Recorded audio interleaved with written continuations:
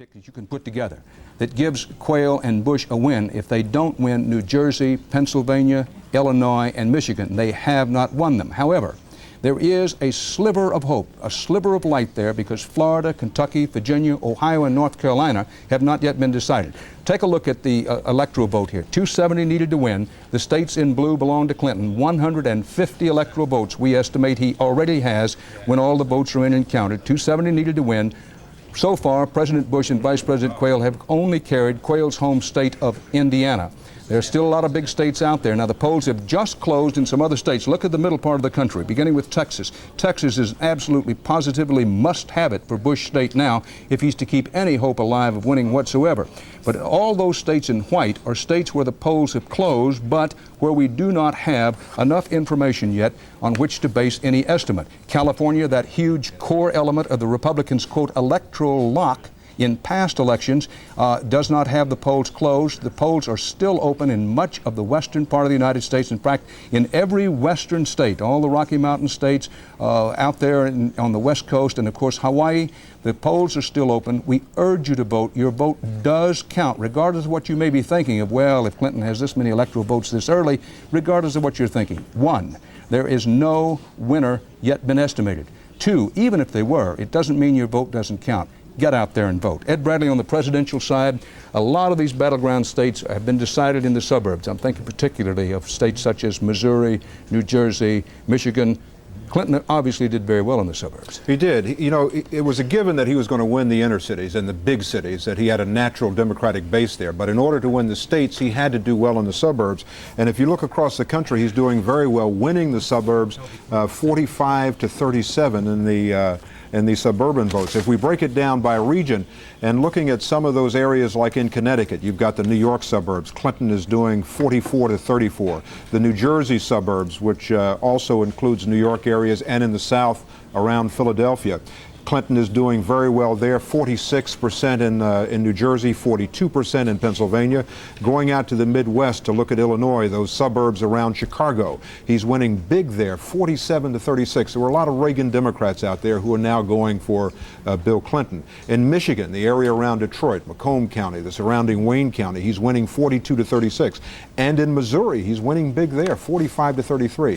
Bill Clinton is doing in the suburbs what he had to do to win this election.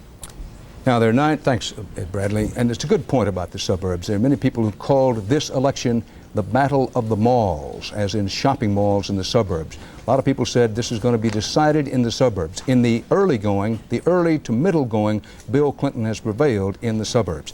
9 Senate races were in states that had their polls closed at 8 p.m. 7 of those Senate races have been decided. And let me tell you on these results from the Senate, for politicians in both parties, there's material here that will make their fingernails sweat. Bob Schieffer has details. Well, I think one of the most important, the one that there's been a considerable amount of interest in around the country, Dan, is the Senate race out in Illinois. And I believe that we have called that for Carol Moseley Braun. Yes, we have. Carol Moseley Braun has won. There's a little history in this one, Dan. She will be the first black woman ever to serve in the United States Senate. Carol Moseley Braun wins in Illinois, our CBS News estimate. Now, we tick off the rest of the Senate races that we have results in. Maryland Senate race. One-term incumbent Barbara Mikulski wins. The Senate's only Democratic woman far ahead. Alabama Senate race, Richard Shelby, one-term incumbent Democrat. We estimate when all the votes are in and tallied that Shelby will be returned. No turnovers so far. Connecticut Senate race, Senator Christopher Dodd, two-term incumbent. Many thought he ran the best Senate campaign of any Democrat in this race. It certainly indicates itself in the outcome. Keep in mind also that Bill Clinton, we estimate, has carried Connecticut in his column. Dodd wins in Connecticut. Oklahoma Senate race, Don Nichols, two-term Republican incumbent, beats back the challenge of former State House Speaker Steve Lewis. Lewis attacked Nichols' anti-abortion position, but without success in Oklahoma. A hold on for the Republicans. Kansas Senate race, Kansas normally a solidly Republican state. Senator Bob Dole, a 4-term incumbent, had trouble with anti-incumbent mood, but our CBS News estimate is that Senator Dole will be returned to the United States Senate. North Dakota Senate race, Kent Conrad not running for his old seat. We estimate that when all the votes are in and counted, Byron Dorgan, congressman from North Dakota, will become the new Democratic senator from that state. Dorgan bounced some 98 House bank checks, but it didn't hurt him, at least not enough to defeat him, because we estimate that he will have won that North Dakota race when all the votes are in and counted. Bob Schieffer on the Senate desk now. What about that Illinois result? There were a lot of people who thought the Republican challenger was closing so fast that it would go his way even if Clinton carried the state. I think you have to look to Bill Clinton, and I think Carol Moseley Braun owes a debt to Bill Clinton. Ed Bradley talking about how Bill Clinton was doing out in the suburbs. Look at these little exit polls on this Senate race. Carol Moseley Braun had to carry the women's vote, and she did. She got 59% of it. She also picked up 52% of the suburban vote in Illinois. I don't think that was expected. With Clinton doing so well out in the suburbs, I think that's a big part of her victory. Again, a historic thing, Dan. First black woman in the Senate.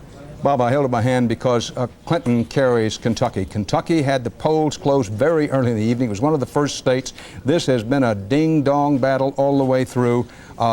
Bush carried it last time. Reagan carried it in the 80s, but our CBS News estimate is that in bluegrass country, once all the votes have been counted, Bill Clinton will have carried Kentucky, and of course that adds to Clinton's Electoral College lead.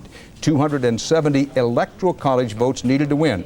Those are the votes that come from each individual state after the citizens' votes have been counted. Our CBS News estimate is Clinton now has no fewer than 158 Electoral College votes.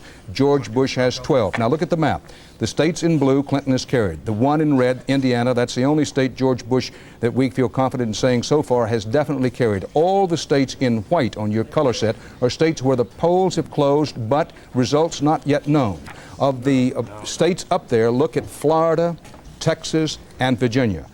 There's no question that George Bush has to have all three of those states. He probably has to have every state in white to get himself back in the race. That could happen. Where we're watching now most closely, I would say, would be Florida and Texas. The polls have closed in both places, too close to call at the moment. But if you want to be watching and listening as we go along here, those are the states on which you ought to have your eyes and keep your ears glued to the set now, because Florida and Texas become all important. Now, we all know that this has been a most unusual election year, so we want to try something unusual tonight, too. Something we've never done before on election night here at CBS News. Later this evening, after a winner is clear in the presidential race, we want to hear from you. The candidates are hearing from you right now at the ballot box. Remember, the polls are still open in a lot of places. Please vote. We want to hear from you later on the phone. Call us up with your comments on the outcome of Campaign 92. Now, this is important. We'll tell you when to call. Now is not the time. We'll tell you. But for now, just might jot down the numbers. Let's give you the numbers. 1-800-624-6222. 1-800-624-6222. That's for toll-free calls. No monkey business here. You don't have to pay anything. For faxes, the number is up there on your screen. We'll let you know when's the time to go for that. That's for later. So stick here with us for CBS News coverage. Fast, accurate coverage, and the best in analysis. We'll be right back after these messages, so don't go away.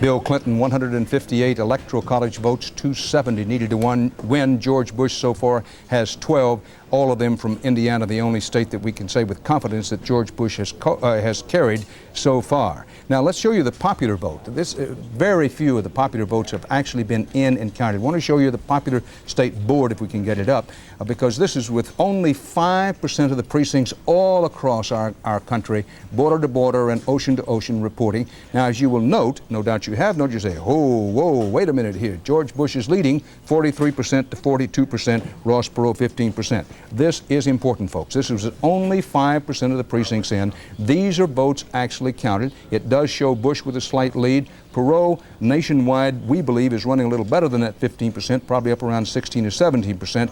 This is one reason that so-called exit interviewing of voters is done. We feel confident in saying that as of this hour, Bill Clinton has no fewer than 158 of the 270 electoral votes sewed up. George Bush has 12. Ross Perot so far has none, although he is running fairly strong across the country at, say, 16, 17%.